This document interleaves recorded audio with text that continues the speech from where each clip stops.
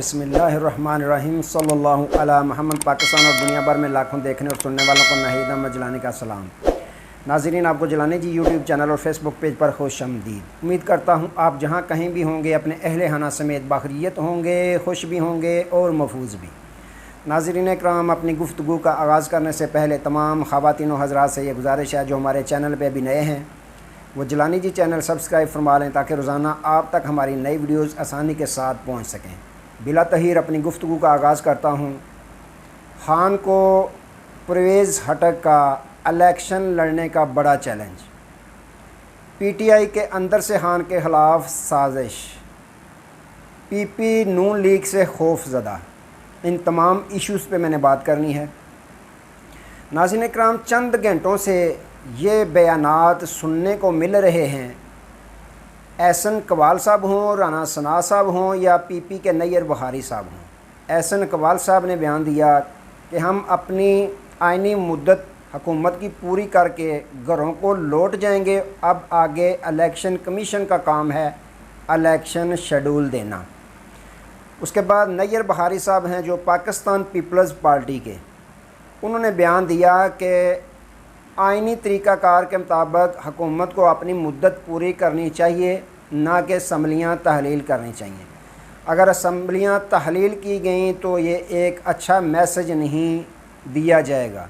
नाज़रीन इकराम, सोचने वाली बात है, ये किसको अच्छा मैसेज नहीं पहुँचेगा। तो इन्होंने ये बयान दिया पाकिस्तान पीपल्स पार्टी के जो नैयर बुखारी साहब हैं उन्होंने। अब राना सना साहब बयान देते हैं कि पाकिस्तान मुस्लिम लीग नून पूरे पाकिस्तान में तमाम हलकों पर अपने उम्मीदवार खड़े करेगी।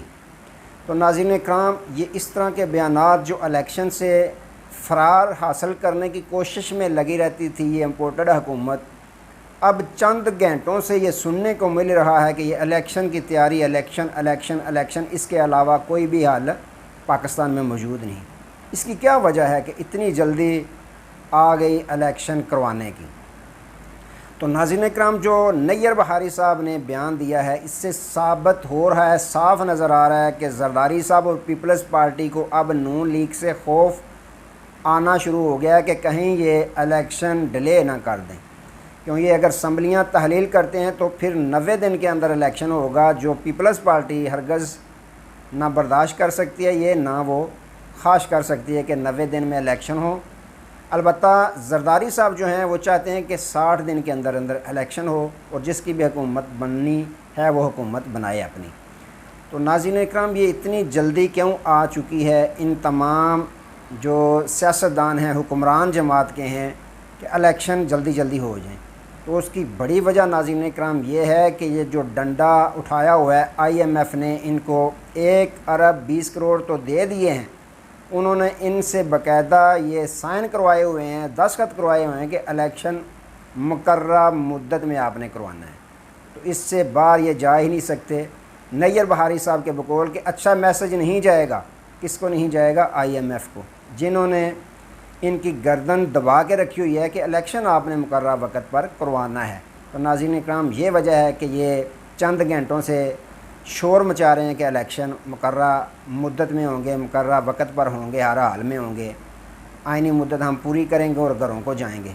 किसने आपको रोका हुआ है? पूछे बंदा ये कि किसने रोका है। अवाम तो आपसे इतनी तंग है, वो तो कहते हैं कल जाना है आज जाएँ। तो दूसरी बात नाज़रीन इकराम, जो राना सना साहब ने कहा, ये तो सच्चा, बिल्कुल साफ शफाफ तरीके से उन्होंने झूठ बोला है कि उनके पास तमाम हलकों में उम्मीदवार खड़ा करने की ताकत है। ये बिल्कुल झूठ है। उनकी टिकट लेने के लिए मोतबर ज़राए ये खबर देते हैं कि लोग तैयार ही नहीं, नून लीग का टिकट लेने के लिए लोग तैयार ही नहीं, खुशी खुशी कबूल ही नहीं कर रहे कि वो नून लीग का टिकट लें, बल्कि इससे ज़्यादा वो आज़ाद इलेक्शन लड़ने को तरजीह दे रहे हैं। खान साहब की जो पाकिस्तान तहरीक इंसाफ है, उनके एक एक हलके में तकरीबन 6 से 7 उम्मीदवार जो हैं वो तैयार हैं इलेक्शन लड़ने के लिए। अगर एक ने डर की वजह से पीछे हटा, दूसरा तैयार है, दूसरा पीछे हटा, तीसरा तैयार है, 7-7, 8-8, 10-10 लोग जो हैं, पक्की खबर दे रहा हूँ आपको, वो तैयार हैं पाकिस्तान तहरीक इंसाफ का टिकट लेने के लिए। नाज़रीन इकराम, फैसल वाडा साहब ने एक बहुत बड़ा इंकशाफ किया है कि मियाँ मोहम्मद नवाज शरीफ साहब चौथी बार वज़ीर आज़म मुंतखब होंगे और उनकी नाअहली ख़त्म होगी, उनके तमाम केसेस ख़त्म होंगे। और साथ ही उन्होंने ये भी इंकशाफ किया कि पाकिस्तान तहरीक-ए-इंसाफ के जो अहम रहनुमा हैं या जो अभी रूपोश हुए हैं, जिन्होंने सियासत छोड़ने के ऐलानात किए हुए हैं, वो तमाम ये चाहते हैं कि इमरान खान साहब जल्द अज जल्द गिरफ़्तार हो जाएं, वो जेल में कैद हो जाएं, ताकि हम आसानी के साथ अपनी कैंपेन चला सकें, हम जो है इलेक्शन लड़ सकें और तहरीक-ए-इंसाफ के प्लेटफार्म से इलेक्शन लड़ सकें, आज़ादी हो हमें। नहीं तो अगर खान साहब गिरफ़्तार ना हुए, कैद ना हुए, तो हमें आज़ादी नहीं मिलेगी, हम आसानी के साथ बार आवाम में इलेक्शन लड़ने के लिए नहीं निकल सकेंगे जिस तरह वो रूपोश हुए हैं। तो जनाब फैसल वाडा साहब की बात में हो सकता है ये सच्चाई हो कि पीटीआई वाले चाहते हों कि इमरान खान साहब गिरफ़्तार हो जाएं। हो सकता है उनकी बात ये दुरुस्त हो, वो सच कह रहे हों, उनका ये इंकशाफ जो है वो दुरुस्त हो। लेकिन दूसरा जो इंकशाफ कर रहे हैं कि चौथी बार मियां मोहम्मद नवाज़ शरीफ साहब वज़ीर आज़म मुंतखब होंगे, मानते हैं उनकी नाअहली ख़त्म हो जाएगी, मानते हैं उनके केसेस ख़त्म हो जाएंगे। लेकिन अगर तो इलेक्शन होता है जिस तरह ज़मनी इलेक्शन हुआ है आज़ाद कश्मीर का, अगर इलेक्शन होता है जिस तरह कराची का मेयर का इलेक्शन हुआ है, फिर तो हम ये तस्लीम कर लेते हैं उनकी बात कि मियां मोहम्मद नवाज़ शरीफ साहब चौथी मरतबा वज़ीर आज़म पाकिस्तान मुंतखब हो जाएंगे। लेकिन अगर आज़ादाना, मुनसफ़ाना, शफाफ इलेक्शन होता है तो फिर तो दूर दूर तक मियां मोहम्मद नवाज़ शरीफ साहब के वज़ीर आज़म बनने के चांस नज़र नहीं आते। एक बात में हम उनकी जो है वो तस्लीम करने के लिए तैयार हैं कि हो सकता है कि पाकिस्तान तहरीक-ए-इंसाफ के लोग ऐसा सोच रहे हों कि इमरान खान साहब गिरफ़्तार हो जाएं, लेकिन वज़ीर आज़म जो नवाज़ शरीफ का बनना है वो उनका ख्वाब ये पूरा होता हुआ, मरियम नवाज़ साहिबा का, मियां मोहम्मद नवाज़ शरीफ साहब का ये ख्वाब पूरा होता हुआ नज़र नहीं आ रहा। तो नाज़रीन इकराम, रुख करते हैं परवेज़ हटक साहब ने जो वज़ीर आला केपी के थे, इमरान खान साहब ने उनको वज़ीर आला केपी के बनाया। पहले 5 साल बड़े चर्चे हुए, उनकी कारकर्दगी बड़ी अच्छी रही, केपी के में दूध और शहद की नहरें बहती रहीं। उसके बाद जब दूसरा इलेक्शन हुआ, खान साहब ने उनको वज़ीर आला ना बनने दिया, महमूद खान साहब बने, जिनके जो है वो क्या तारीफ़ करें, नाकाम तरीन वो भी, जिनको कहा जाता रहा कि ये भी उस्मान बज़दार प्लस हैं। तो ये भी बात ठीक है। तो परवेज़ हटक साहब को खान साहब ने वज़ीर आला ना बनने दिया कि मैं आपको वज़ीर दाखिला बना दूंगा, लेकिन बाद में उन्होंने वादा खिलाफ़ी की और वज़ीर दाखिला नहीं बल्कि बराए नाम वज़ीर दफ़ा की जो है वो वज़ारत उन्हें सौंप दी।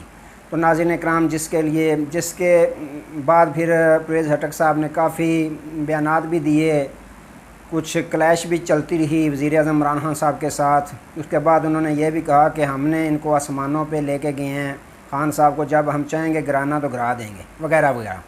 तो नाज़रीन इकराम, अब उन्होंने एक प्रेस कॉन्फ्रेंस की, तहरीक-ए-इंसाफ का ओहदा छोड़ दिया। उसके बाद शोकाज़ नोटिस जो मैंने अपने वीलॉग में पहले भी बताया खान साहब ने भेजा, उसका जवाब उन्होंने देना पसंद ना किया और ये कहा कि मैं कोई सरकारी मुलाजम नहीं कि मैं नोटिस का जवाब दूँ। फिर खान साहब ने उनकी बुनियादी रुकनीत जो है वो ख़त्म कर दी।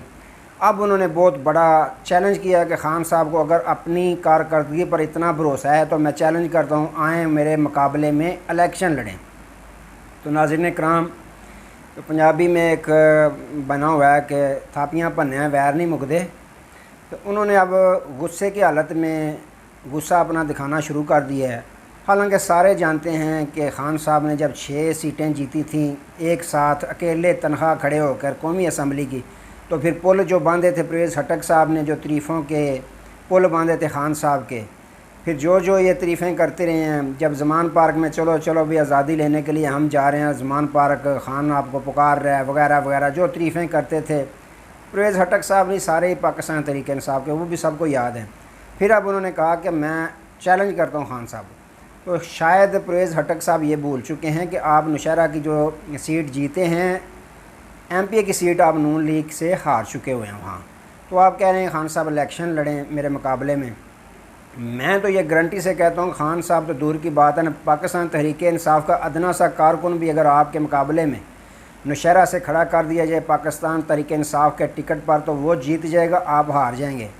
आपको ये तकब्बर है ना जो कि मैं वज़ीर आला रह चुका हूँ, तो मेरी बड़ी यहाँ पर जो है वो मेरी पहुँच है कि मैं मकबूल तरीन हूँ KPK का वज़ीर आला, तो मैं जीत जाऊँगा। तो ये आप एक जागती आंखों ख्वाब देख रहे हैं जो आपका ख्वाब पूरा नहीं हो सकता। तो अगर कारकुन भी पाकिस्तान तहरीक इंसाफ का आपके मुकाबले में खड़ा होगा तो वो जीत जाएगा, आप नहीं जीतेंगे। अगर नहीं आपको कुछ इस मतलब गलतफहमी है तो फ़वाद चौधरी साहब से पूछ लें, उन्होंने भी पाकिस्तान तहरीक इंसाफ को छोड़ा हुआ है, लेकिन वो ये साफ़ तरीके से ये बात मानते हैं कि मैं क्या हूँ, मेरा ड्राइवर भी अगर पाकिस्तान तहरीक इंसाफ के टिकट पर इलेक्शन लड़े वो जीत जाएगा, मैं हार जाऊँगा। तो नाज़रीन इकराम, अब बाकायदा गुस्सा जो है, भड़ास जो है वो परवेज़ खटक साहब ने निकालना शुरू कर दिया है कि आएँ खान साहब मेरा मुकाबला करें, देखता हूँ मैं कौन जीतता है। आपको अगर अपनी मकबूलियत पे इतना भरोसा है तो नाज़रीन इकराम, ऐसे अब जो बयान दे रहे हैं परवेज़ खटक साहब, ये हारा हुआ जो आदमी है अपनी शिकस्त जो तस्लीम कर लेता है वो इस तरह के फिर बयानात देना शुरू कर देता है।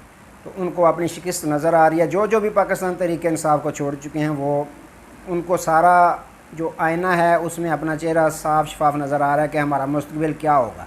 तो नाज़रीन इकराम, ये मामला चाहे आज तक के लिए दोबारा नए मौजू के साथ आपकी खिदमत में हाज़िर होंगे। तब तक के लिए इजाज़त दीजिए, अपना बहुत सारा ख्याल रखिएगा और अपने इस चैनल का भी। अल्लाह हाफ़िज़।